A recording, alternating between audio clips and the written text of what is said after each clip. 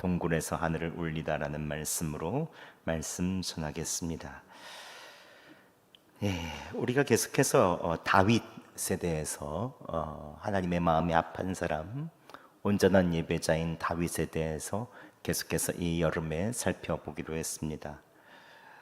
학핫한, 정말로 집에서도 무시받는 막내 아들인 그가 하나님께서 선택하여 기름 부으셨고, 또 그가 하나님의 이름으로 골리앗을 향해서 나아갈 때 하나님께서 그 물맷돌로 골리앗을 쓰러뜨려 주시고 그를 세우시는 것을 알게 되죠. 이게 지난주까지의 이야기였습니다. 오늘은 그러한 승리의 감격이 끝나기도 전에 다윗은 어둡고 퀴퀴한 냄새가 나는 동굴 속에 있습니다. 도대체 어떻게 된 영문입니까? 골리앗에게 승리를 거둔 이 다윗은 사울 왕이 보내는 곳마다 또 승리를 하니 그는 군대 장관으로 세워지게 됩니다. 그리고 사울은 자기의 딸까지 주게 되죠. 이제 왕의 사위가 되었습니다. 왕으로 기름 부음 받은 다윗이 왕이 될 날이 얼마 남지 않은 것처럼 느껴졌겠죠. 다윗은 이제 하나님께서 기름 부으신 그 왕으로서의 있는 삶이 눈앞에 있는 것 같았습니다. 그런데 어느 날 여인들이 거리에서 노래를 부르죠. 사울이 죽인 자는 천천히요, 다윗은 만만이다. 이 노래가 사울의 귀에 들어가면서부터 다윗의 인생은 180도 바뀝니다. 이게 17장에서 골리앗을 죽였는데 18장, 19장에서 갑자기 20장에서 확 바뀌거든요. 그의 좋은 시절이 얼마 가지 않았습니다. 다윗은 대역죄로 쫓겨나게 되고 하루아침에 현상수배 도망자의 신세가 됩니다. 그때 사울을 피하여 동굴에서 지은 시가 바로 시편 57편이죠. 오늘 읽은 이 말씀입니다. 전통적으로 신학자들은 이 동굴이 사무엘상 22장의 아둘람 굴로 보죠. 억울한 자들이 다 모여 있고 피해 있었던 그 아둘람 굴. 오늘 말씀은 다윗이 아둘람 굴에 있을 때 찬양하고 예배했다는 말씀이죠. 함께 10절과 11절 말씀 함께 봉독하겠습니다. 시작. 무릇 주의 인자는 커서 하늘에 미치고 주의 진리는 궁창에 이르나이다. 하나님이여, 주는 하늘 위에 높이 들리시며 주의 영광이 온 세계 위에 높아지기를 원하나이다. 아멘. 그런데 여러분 한번 생각해 보시죠. 지금 다윗이 이렇게 예배할 수 있는 상황입니까? 찬양할 수 있습니까? 지금 자기 앞가림조차도 못해서 숨어 다니고 있는데 어떻게 주님의 인자가 하늘 위에 높고 주의 영광이 온 세계 위에 높아지기를 원한다, 이게 찬양할 수 있는 이 억구입니까? 상식적으로 생각할 때 비명과 원망이 터져 나와야 되죠. 밀려 숨을 데가 없어서 동굴로 숨을 수밖에 없는, 지금 다윗은 온 세계까지, 온 세계 위에 높아지기를 원한다. 온 세계까지 신경 쓸 때가 아닙니다. 자기 코가 석자입니다. 지금 이럴 때 다윗이 제발 사울왕의 오해를 풀어주세요, 여기서 벗어나게 해주세요, 간절히 부르짖는 것이 오히려 자연스럽죠. 실제로 이런 애통한 기도가 1절과 2절에 나오죠. 그런데 어떻게 이 깊은 동굴 속에서 쫓겨다니는 현상수배범의 입장에서 이런 찬양과 감사의 예배를 드릴 수 있는 것입니까? 오늘 다윗이 있는 아둘람 굴은 어디입니까? 아둘람은 블레셋의 가드와 유대 베들레헴 사이에 있습니다. 가드 남동쪽에 위치하고 있죠. 지도로 보면 골리앗의 고향인 가드, 그리고 본인이 태어난 베들레헴, 이 중간에 딱 있습니다. 저도 성지순례 때 한번 가보려고 했는데 출입 금지 지역이라서 못 가봤습니다. 근데 가본 분들에 의하면 석회암 동굴인데 한 번 들어가면 어디로 들어간지 알 수가 없을 정도래요. 너무 복잡하대요.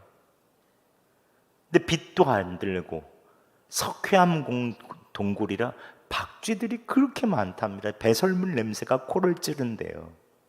위험해서 금방 나올 수밖에 없을 정도로 이 석회암이 막 있는 굉장히 축축하고 어두운 곳, 이것이 바로 아둘람굴이죠. 다윗이 왜 이곳으로 갔겠습니까? 누구도 찾을 수 없는 미로 같은 곳이기 때문이죠. 한 나라의 왕이 수배령을 냈는데 어디로 피하겠습니까? 제일 찾을 수 없는 곳으로 갈 수밖에 없지요. 고대 팔레스타인 지역은 명예와 수치를 아주 중요시 여기는 사회였습니다. 그래서 요즘에도 가문의 수치라고 하면 그냥 살해를 저지르기도 하죠. 모슬렘들도 그렇지 않습니까? 왕의 사위요, 민족의 영웅이 굴로 숨었다는 것은 당시 사람들에게 있어서 사회적 신분의 완전한 추락, 짐승들이 사는 곳으로 내려갔던 진짜 완전한 수치를 이야기하죠. 즉 다윗은 사형만 안 당했지 대역죄로 가장 낮은 자리까지 떨어졌다는 것이죠. 다윗은 아마 쫓기느라고 제대로 먹지도 자지도 못해서 극도로 피곤한 상태에 있었을 것입니다. 얼마 전까지 왕궁에서 편안한 잠을 청했던 그가 이제 차가운 동굴바닥에서 오는 한기로 온몸과 마음이 얼마나 얼어붙었겠습니까? 4절에 다윗은 자신의 심정을 이렇게 토로합니다. 내 영혼이 사자들 가운데서 살며 내가 불사르는 자들 중에 누웠으니 곧 사람의 아들들 중에라. 그들의 이는 창과 화살이요 그들의 혀는 날카로운 칼 같도다. 제가 얼마 전에 저녁에 설교 준비를 마치고 늦게 교회에서 나오는데 본당 저쪽을 열고 확 나가는데 갑자기 고양이가 딱 있는 거예요. 그래서 제가 좀 가라고 안에서 유리창을 툭툭 두들 때 갑자기 저를 얼마나 무서운지 저를 째려보는 거예요. 문을 열고 가라 해도 얼마나 저를 째려보는지 어이구. 아니 고양이가 째려봐도 가슴이 섬뜩한데 오늘 뭐라고 얘기하면 내 영혼이 사자들 가운데서 산다. 내가 불사르는 자들 중에 누웠다. 와, 맨날 불사르는 불태워 자기를 죽이려고 해 막한 맹수의 왕인 사자 중에 있고 불사르는 자들 중에 있다. 얼마나 매일마다 위기의 순간입니까? 그것뿐만이 아니죠. 지금 아둘람굴에 사무엘상 22장에 나오듯 환난당한 모든 자, 빚진 자, 마음이 원통한 자가 400명이 그 안에 모였다고 하는데 이 중에 누구를 믿을 수 있겠습니까? 다윗이 자신을 두고 불사르는 중에 누웠다 하는 것을 보면 누군가 포상감을 노리고 내가 여기 있다는 것을 말할지도 모른다는 의심과 불안감이 항상 있었던 거예요. 이 400명 중에 누가 나를 꼰지르고 자기가 살려고 할지도 모른다.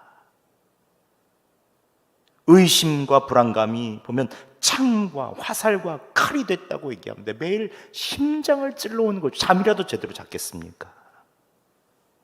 또 6절 상반절에는 무엇이라고 말합니까? 그들이 내 걸음을 막으려고 그물을 준비하였으니 내 영혼이 억울하도다. 다윗은 진짜 억울하죠. 그가 사울 왕을 해치려고 한 적이 있었습니까? 다른 사람에게 해를 끼친 적이 있습니까? 하루아침에 이렇게 돼서 너무 억울한 거죠. 수없이 많은 사람들이 자기를 잡으려고 그물을 치고 오니 얼마나 억울합니까? 무엇보다도 하나님께서 분명 왕으로 기름 부으셨는데 왜 나를 이 동굴에 버려두시는가라는 영적 억울함이 그를 괴롭혔을 것입니다. 그런데 여러분, 우리들도 오늘날 다윗처럼 동굴로 떨어질 때가 있죠. 어제까지 잘 나가던 분들이 갑자기 부도를 맞는 경우도 있고, 빚더미에 올라가 단칸방으로 가야 되는 경우도 있습니다. 건강하던 몸에 갑자기 사고가 생겨 하루아침에 인생이 바뀌는 경우도 있고, 시한부 선고가 떨어질 때 너무 좌절과 상실이 깊은 동굴로 들어가게 되죠. 고칠 방법이 없다. 저희 아버지께서 췌장암 말기다, 이 3개월 남았다, 어떻게 할 수가 없는 거예요. 췌장암은 걸리면 90 몇 퍼센트라고 하죠. 90 몇 퍼센트 다 생존 가능성이 없는 거죠. 직장에서 성실하게 일했을 뿐인데 모함을 받아 공황장애와 우울증을 겪는 이들도 있어요. 한번 여수로 찾아온 청년부, 예전 청년부 형님이 계셨는데 줄을 잘못 써가지고 어느 날 갑자기 좌천되고, 자기 밑에 있던 사람이 위에 올라가면서 계속 자기를 괴롭히는데 결국 공황장애하고 우울증, 얼굴이 완전히 다 변했어요. 가정과 교회에서 진심으로 행한 일이 오해를 사서 비난의 중심에 설 때가 있죠. 내가 원치도 않았는데 그 일들이 나에게 막 파도처럼 몰려올 때가 있습니다. 너무 괴롭죠. 앞이 보이지 않는 캄캄한 동굴, 오해와 아픔의 동굴 속에 갇히면 그곳에서 예배하고 찬양하고 감사한다는 게 진짜 어렵습니다. 인간의 힘으로 불가능에 가깝죠. 그런데 여러분, 그럼에도 불구하고 오늘 하나님께서 다윗이 동굴 속에서 예배하게 하십니다. 원망과 두려움, 억울함이 여전히 도사리고 있지만 하나님께서 그 동굴에서 다윗이 예배하며 찬양하게 하시는 거죠. 그 좌절과 억울함의 자리를 전능하신 하나님을 만나는 예배 처소로 주님께서 바꿔주시는 거예요. 어떻게 바꿔주십니까? 동굴 속에서 예배하게 하시니까 첫 번째는 마음을 확정하게 하십니다. 함께 7절 말씀 함께 봉독하겠습니다. 시작. 하나님이여, 내 마음이 확정되었고 내 마음이 확정되었사오니 내가 노래하고 내가 찬송하리이다. 아멘. 하나님께서 대적에 대한 두려움, 자신의 처지에 대한 억울함으로 흔들리는 다윗의 마음을 고정시켜 주시는 거예요. 환경에 흔들리고 불안한 미래에 흔들리던 그 마음의 닻을 이제 끌어올리시고, 다윗에 있는 마음의 두려움과 불을 끌어올리시고 하나님의 신실하심과 인자하심이라는 그곳에 닻을 내리게 하시는 거죠. 그곳에 고정시켜 주시는 것입니다. 여러분, 하나님께서는 우리의 마음이 흔들리는 것을 참 잘 아시죠. 선한 마음으로 했지만 알아주지 않을 때 너무 서운하죠. 곡해하고 다른 소문이 돌 때마다 답답하고 억울할 때가 많죠. 이런 마음의 감정은 파도처럼 밀려간 것 같지, 없는 것 같지만 다시 또 돌아오면 이게 마음의 상처처럼 트라우마처럼 밀리면 또다시 올라오더라고요. 어릴 때의 서운함이 나이가 들어서도 오죠. 그래서 성인 아이라고 하죠. 하지만 주님께서는 우리가 그때마다 주님을 찾을 수 있도록 기도할 마음을 부어주시죠. 염려와 근심에 매여있던 우리의 마음을 거기에 있는 닻을 끌어올리셔서 하나님의 인자하심에 두게 하여 주시는 것입니다. 이게 바로 하나님의 은혜죠. 마음을 확정한다는 것은 동굴의 어두움을 보던 내 시선을 돌려서 24시간 예수 그리스도를 바라보도록 하는 것입니다. 내 마음의 방향을 돌리는 거죠. 비록 내 삶은 아둘람굴 같을지라도 내 안에 계신 예수님 덕분에 행복합니다. 이렇게 고백하며 행복하기로 하는 것, 예수님 바라보며 마음을 확정하는 것이죠. 여러분, 예수님께 마음을 확정하시기 바랍니다. 두 번째는 우리가 어떻게 그 동굴 속에서 찬양하게 하십니까? 우리의 영혼의 감사와 찬양을 깨우셔요. 함께 8절과 9절 말씀 저희가 봉독하겠습니다. 시작. 내 영광아 깰지어다. 비파야 수금아 깰지어다. 내가 새벽을 깨우리로다. 주여, 내가 만민 중에서 주께 감사하오며 문나라 중에서 주를 찬송하리이다. 아멘. 8절에 보면 깰지어다, 깰지어다, 깨우리라. 이것은 히브리어는 우르라고 하는데 눈을 뜨다, 잠에서 깨어나다라는 뜻이에요. 처음 두 변은 명령형입니다. 일어나라, 일어나라, 깨어나라, 깨어나라. 내 영광, 나에 있어서 있는 전 존재, 깨어나라, 깨어나라. 비파야 수금아, 내가 찬양했었던 그 모든 영혼들 깨어나라, 깨어나라. 절망과 두려움으로 쭉 늘어진 자신을 향해서 일어나라, 호령하는 것입니다. 세 번째, 새벽을 깨우리로다 할 때는 사역형으로 쓰였습니다. 내면을 향했던 명령어들이 일어나라, 일어나라 했던 것이 이제 내가 새벽을 깨우겠다라는 방향으로 나가는 것입니다. 능동적으로 뻗어나가시는 것, 내 영혼을 깨우고 내 안에 있는 하나님을 찬양하는 마음을 깨우고 마지막 환경인 새벽까지 깨우는, 안에서 밖으로 깨움이 나아가는 것이죠. 점층적인 하나님의 역사가 나타나죠. 동굴 속에 짓눌려져 느려진 다윗의 영혼을 흔들어 깨우시고 그에 있는 찬양할 수 있는 영혼을 깨우시고 그리고 환경을 변화시킬 수 있도록 그의 용기와 힘을 불어넣어 주시는 것입니다. 우리가 예배 드릴 때 찬양 속에서 갑자기 성령님께서 내면을 탁 터치하실 때가 있죠. 그러면 주저앉아 있었던 우리의 영혼이 왈칵 하면서 이렇게 쫙 깨어남을 느낍니다. 그때는 환경과 상관없이 내 마음과 내 마음의 상태가 어떤지 감정과 상관없이 그냥 눈물이 주르르 나가면서 주님께 나아가게 되죠. 이게 바로 은혜죠. 은혜. 여러분의 영혼을 만지시고 찬양을 일깨우시고 환경을 변화시키는 주님께 여러분의 마음을 내어드리시기 바랍니다. 주님께서 새롭게 하여 주실 것입니다. 그리고 마지막으로 어떻게 찬양하게 하십니까? 결국 하나님의 광대하심, 하나님을 찬양하게 하십니다.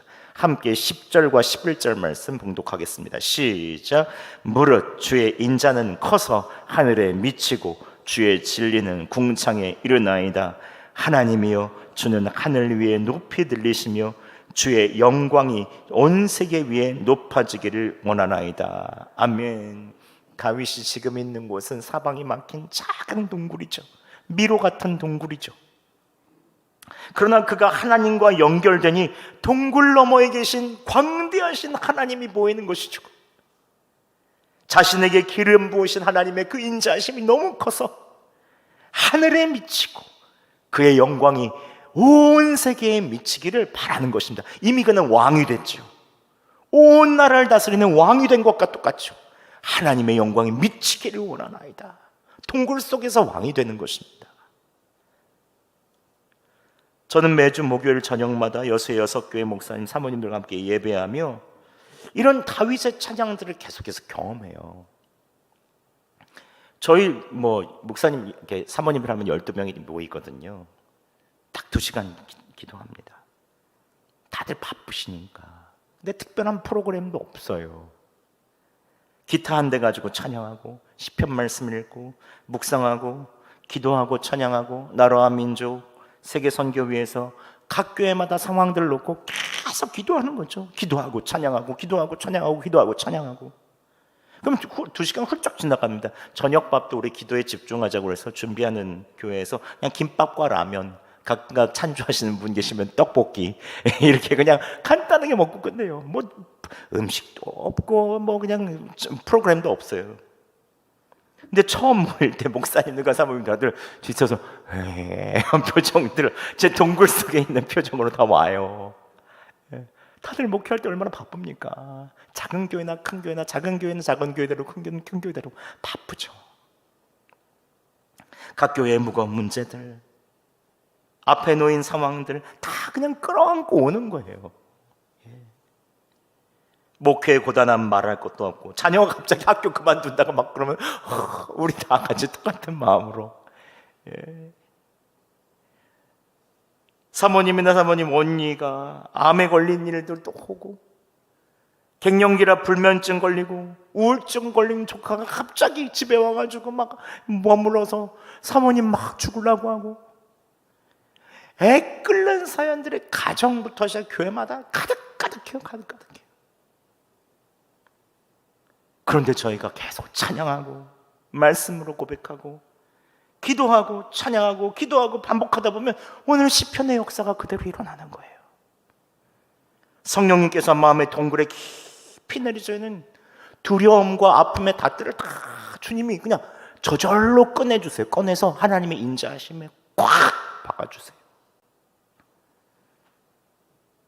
또 찬양하고 기도하면 우리 영혼이 막, 목사님이라고 사모님들이 영혼이 깨어나. 맨 처음에는 기도할 때 소리도 작아요. 근데 점점 커지는 거예요. 그때 또 환경에서 빠져나와서 담대하게 교회와 세상을 위해서 막 기도하죠. 그럼 기도가 끝나면 얼굴이 밝아져 있어요. 그러면 각 교회의 문제가 이제 깃털처럼 가벼워져요. 훅 하면 날아갈 것 같아요. 이게 믿음의 역사입니다.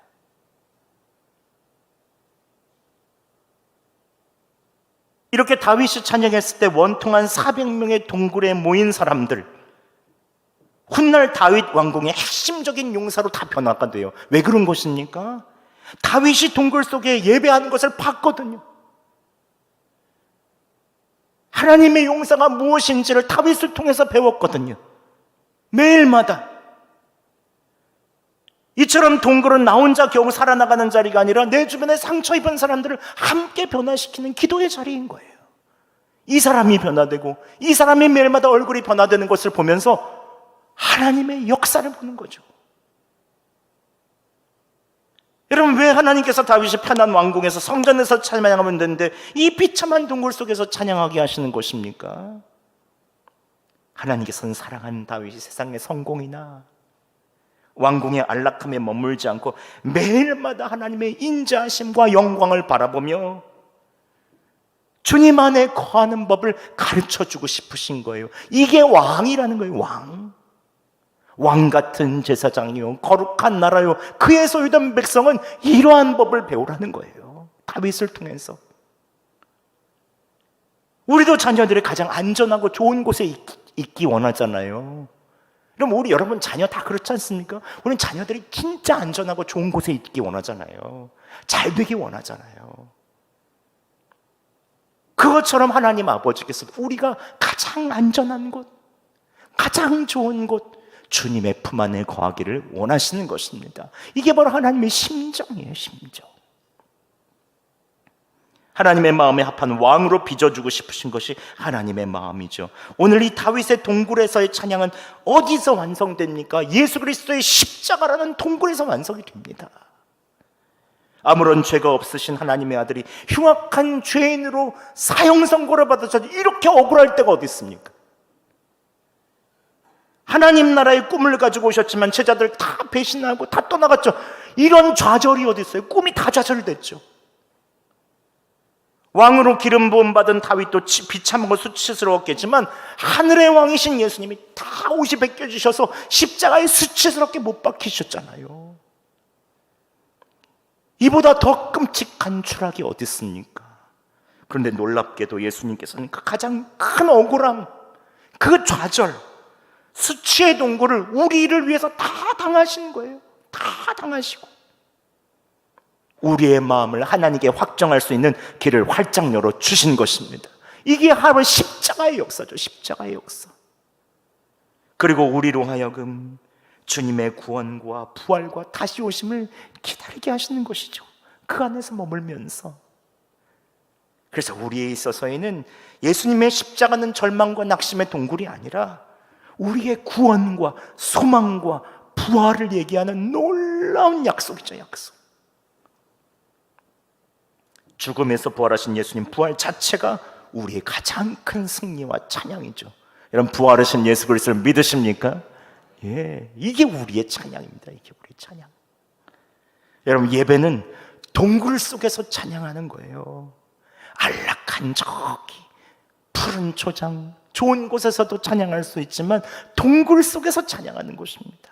나의 삶이 캄캄해서 보이지 않고 흔들리는 그곳에서 주님을 찬양하는 것, 그것을 하나님께서는 굉장히 기쁘시게 보시죠. 여러분, 어둠의 날들, 낙심의 순간마다 동굴 속에서 찬양하시기 바랍니다. 24시간 주님을 바라보는 것, 우리를 위해 기꺼이 가장 절망스럽고 낙심되는 십자가의 동굴에 계셨던 그 예수님, 그 예수님 바라보면서 매일마다 마음을 새롭게 하는 것, 그 안에 거하는 것, 그분께 마음을 확정하고 나아간 것, 그분을 찬양하는 것, 이게 바로 우리가 해야 되는 것이죠. 이 백성은 나를 위하여 지었나니 찬송을 부르게 하려 함이니라. 주님께서 우리의 마음을 새롭게 하여 주실 것입니다. 부활의 영광으로 나아가시기 바랍니다. 오늘도 동굴에 있는 분들, 여러 가지 육체적인 연약함, 또는 우리 사업의 어려움, 여러 가지 어두운 마음으로 이곳에 나오셨다면 그래서 힘차게 찬양하시기 바랍니다. 하나님께서 반드시 열어주실 것입니다. 풀어주실 것입니다. 새롭게 하여 주실 것입니다.